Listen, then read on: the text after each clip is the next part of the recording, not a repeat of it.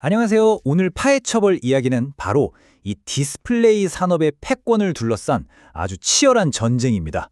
과연 이 OLED 왕자의 진짜 주인은 누가 될 것인지 지금부터 저와 함께 아주 깊숙이 들어가 보시죠. 자, 이 문제 한번 보세요.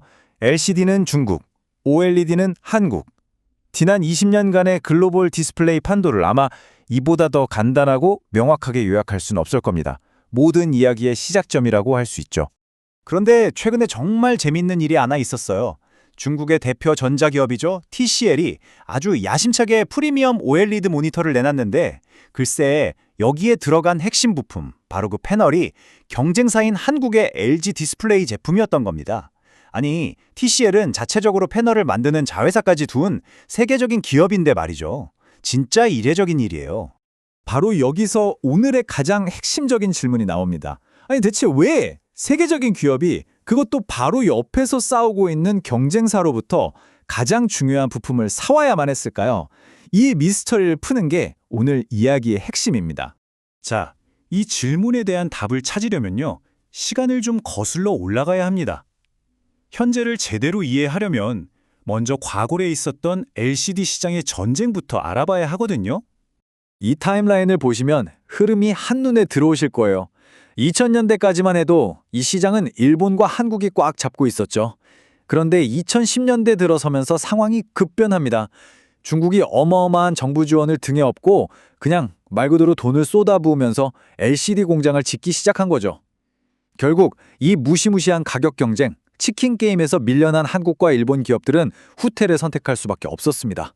두 나라의 전략이 여기서 명확하게 갈립니다.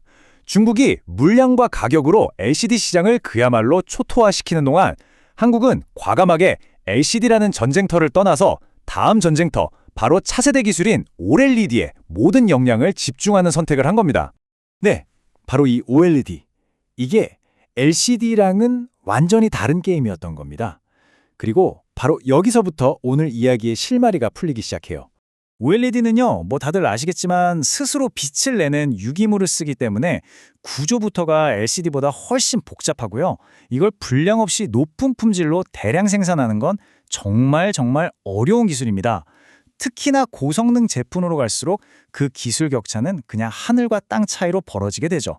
TCL이 내놓은 이 모니터 스펙을 좀 보세요. 그냥 괴물 수준입니다. 4K 해상도에 주사율은 240Hz, 심지어 480Hz까지 지원해요. 이건 최고 중에 최고 사양을 원하는 게이머들을 정조준한 작품이거든요. 바로 이런 극한의 성능을 구현하려면 당연히 현존하는 최고 수준의 패널 기술이 필요했던 겁니다. 결국 첫 질문에 대한 답이 나온 거죠. TCL이 자존심을 굽히고 경쟁사 제품을 쓸 수밖에 없었던 이유. 최고의 제품을 만들고 싶었는데 그러려면 현존하는 최고의 기술이 필요했던 겁니다.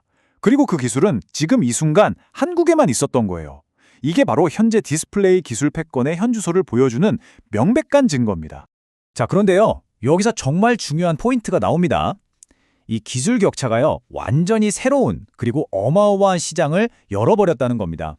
그게 바로 게이밍 모니터 시장이에요. 이 그래프 좀 보세요. 말이 되나요, 이게? 중국 내 OLED 모니터 매출이 불과 1년 만에 10배가 넘게 뛰었어요. 이건 그냥 성장이 아니라 폭발이라고 봐야죠. e스포츠 시장이 커지면서 OLED의 그 빠른 응답 속도, 완벽한 블랙 표현이 게이머들한테는 거부할 수 없는 매력이 된 겁니다. 이런 폭발적인 시장 속에서 LG 디스플레이가 정말 기가 막힌 수를 둡니다. 예전처럼 직접 모니터를 만들어서 경쟁하는 게 아니에요. 대신 우리는 최고의 패널을 공급하는 핵심 기술 제공자가 될 테니 누구든 우리 패널로 좋은 제품을 만들어라. 이런 전략인 거죠. 시장의 플레이어를 늘려서 파이 자체를 키워버리는 겁니다. 그리고 이 전략이 얼마나 성공적인지 이 그림이 딱 보여줍니다. LG전자뿐만 아니라 일본의 소니, 유럽의 필립스 같은 쟁쟁한 회사들이 다 LG 패널을 쓰고 있죠. 그런데 여기에 마침내 가장 강력한 경쟁자 중 하나였던 중국의 TCL까지 이 생태계 안으로 들어오게 된 겁니다. 이게 바로 LG가 짠 판의 위력인 거죠. 자, 이 모든 상황을 종합해보면 오늘의 현실이 보입니다. 네, 한국은 분명히 OLED 왕좌에 앉아 있습니다. 하지만 여러분, 역사를 돌아보면 영원한 왕조는 없었습니다.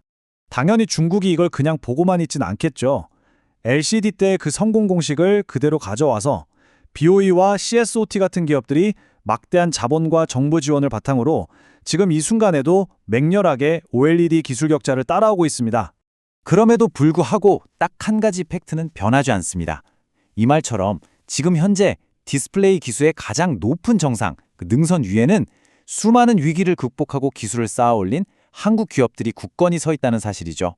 하지만 우리는 이걸 반드시 기억해야 합니다. 기술 패권이라는 왕관은 계속 주인이 바뀌어 왔다는 걸요.